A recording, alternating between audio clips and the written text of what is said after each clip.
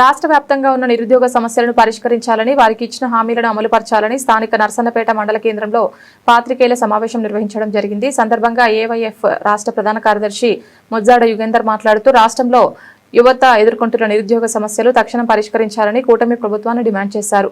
ఎన్నికల సమయంలో యువతకు ఇచ్చిన హామీలు అమలు చేయకుండా ప్రభుత్వం వారిని మోసం చేస్తోందని వారు తీవ్రంగా విమర్శించారు.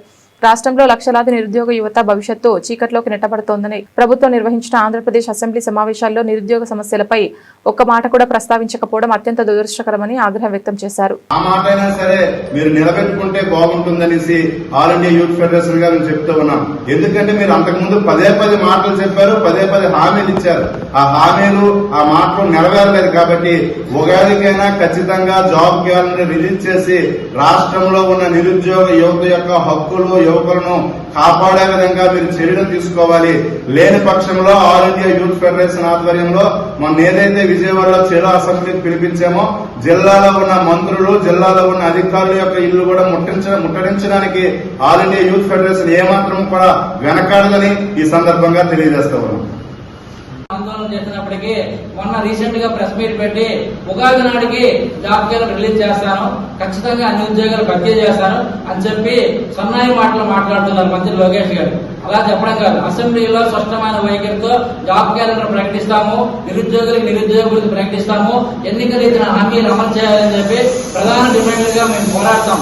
లేదంటే భవిష్యత్తులో పెద్ద ఎత్తున కలిసి వచ్చే విద్యా యువత సంఘాల పెద్ద ఎత్తున రాష్ట్ర వ్యాప్తంగా ఆందోళన చేయడం కూడా మేము సిద్ధంగా ఉన్నామని చెప్పి తెలియజేస్తాం. నా పేరు ఎం యుగంధర్, ఏఐఎఫ్ రాష్ట్ర ప్రధాన కార్యదర్శి.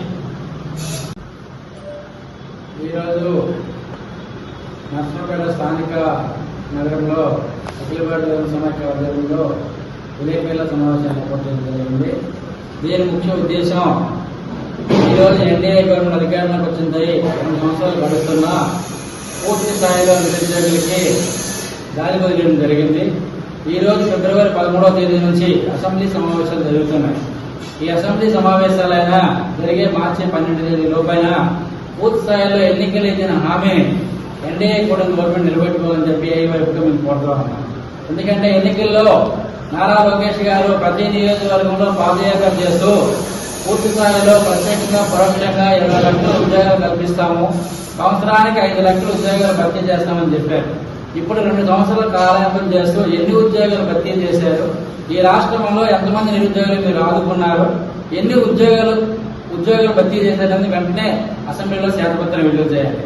అలాగే ఎన్నికల సందర్భంలో చంద్రబాబు నాయుడు గారు నిరుద్యోగులకు 3,000 రూపాయలు నిరుద్యోగ వృత్తి ఇస్తాము, పూర్తి స్థాయిలో నిరుద్యోగులను ఆదుకుంటాము, వాళ్ళకి ఉద్యోగ అవకాశాలు వచ్చినంత వరకు కూడా 3,000 రూపాయలు నిరుద్యోగం ఇస్తామని చెప్పిన ఎన్డీఏ గవర్నమెంట్ ఈ రోజు ఎంతమంది నిరుద్యోగులకు మీరు ఇచ్చారు, ఎన్ని ఉద్యోగస్తులు కల్పించారు, ఎంత వేల కోట్ల రూపాయల డబ్బులు ఎవరికి ఇచ్చారు మీరు తక్షణమే అసెంబ్లీలో మీరు చర్చించాలి.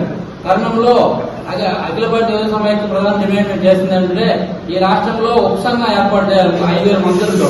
ఈ రాష్ట్రంలో ఎంతమంది నిరుద్యోగులు ఉన్నారు, ఎంతమందికి మీరు నిరుద్యోగ వృత్తి ఇచ్చారు, ఎంతమందికి ఉద్యోగాలు కల్పించారు, ఈ రాష్ట్రంలో ప్రభుత్వ శాఖల్లో 8 ప్రభుత్వ శాఖల్లో అప్పుడు మీరే చెప్పారు ఎన్నికల్లో ఈ రాష్ట్రంలో 2,36,000 ఉద్యోగాలు ఖాళీలు ఉన్నాయి, అది తక్షణమే అధికారంలోకి వచ్చిన వెంటనే జాబ్ క్యాలెండర్ రిలీజ్ చేస్తామని చెప్పారు. ఎన్ని జాబ్ క్యాలెండర్ మీరు రిలీజ్ చేశారు? అధికారం చెప్పి 2 సంవత్సరాలలో ఇప్పటి వరకు ఎటువంటి జాబ్ క్యాలెండర్ రిలీజ్ చేయలేదు. ఇప్పుడు ఏమంటే మాయ మాటలు చెప్పడానికి మంత్రి లోకేష్ గారు మేము ధర్నా